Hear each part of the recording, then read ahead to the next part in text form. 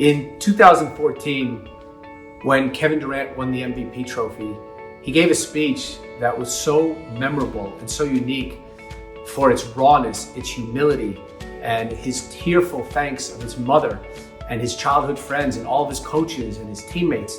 And what ended up happening is that we, I think, see athletes, and especially a superstar like KD, as a superhero. And what he did in this speech is he took off his cape. And what we saw underneath that was not just a beautiful person, but in many ways, a real superhero, a person who was able to show the real him and let us see how powerful that was. And it motivated and inspired a lot of people. So let's take a look at a few excerpts from the speech, and we'll talk about that. So many people believed in me when I didn't believe in myself. So many people doubted me and motivated me every single day to be who I am. What makes this speech so special is his willingness and his ability to cry.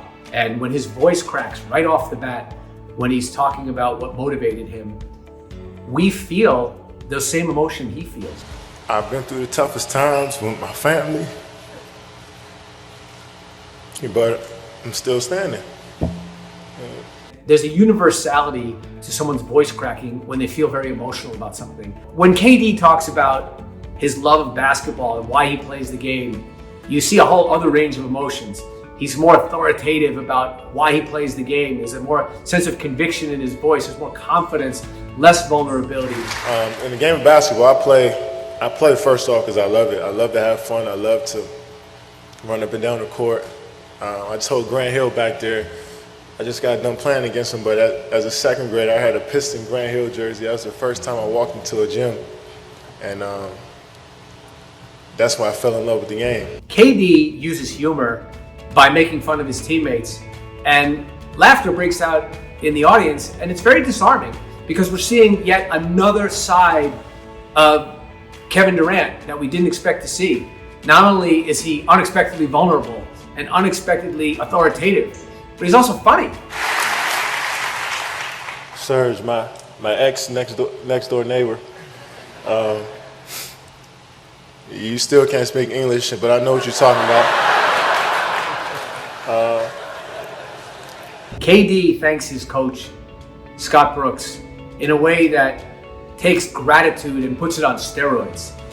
There's thankfulness, and then there's this.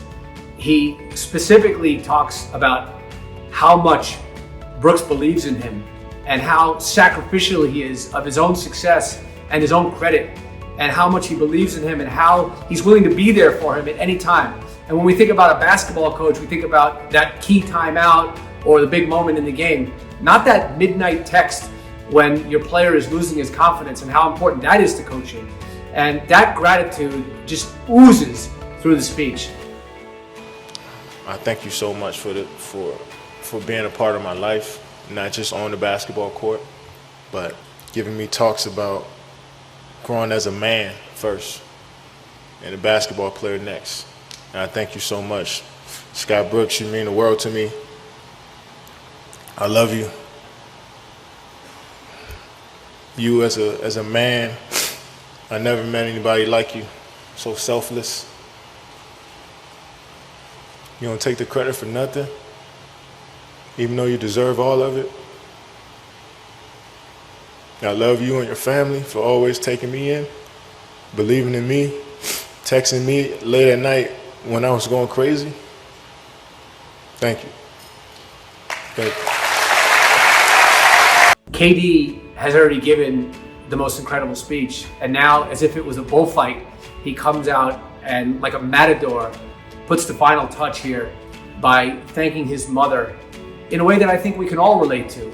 Anyone who's ever loved their mother and maybe didn't thank her enough or express this emotion, he's doing it for us.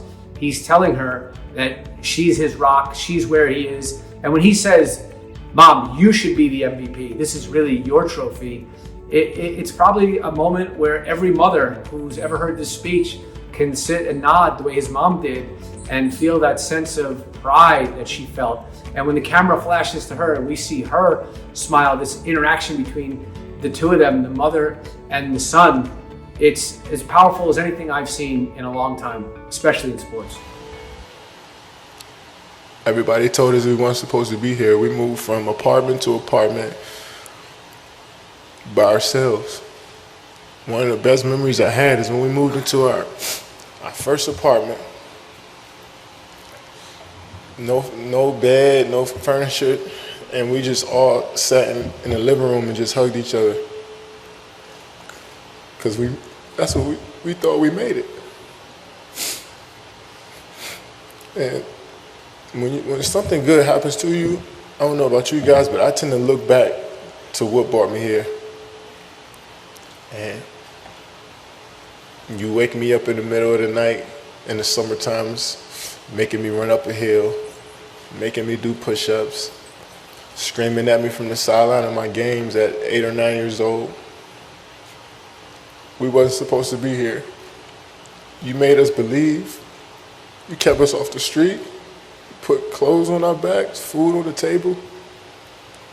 When you didn't eat, you made sure we ate. You went to sleep hungry. You sacrificed for us. You the real MVP. Even though the speech has an overriding theme of vulnerability and gratitude, there's a joyfulness to that in the way he's recalling his life, in the way he's recalling everything that happened to him. And that joy transcends everything. And we feel his joy. He's not the typical athlete who wins an award and is smiling and hooting and hollering and yelling about what he won. He's joyful in a very subdued, earnest way. And it's so profound.